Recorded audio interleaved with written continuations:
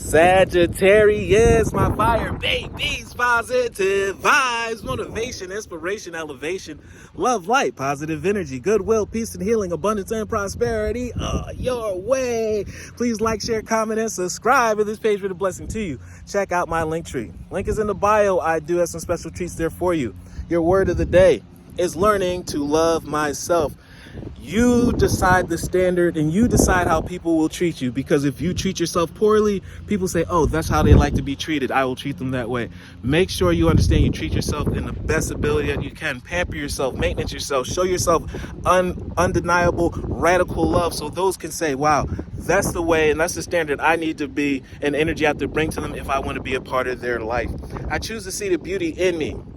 Wealth lies in my nature and in my gifts. I transfer my weaknesses into strength because you're all powerful being.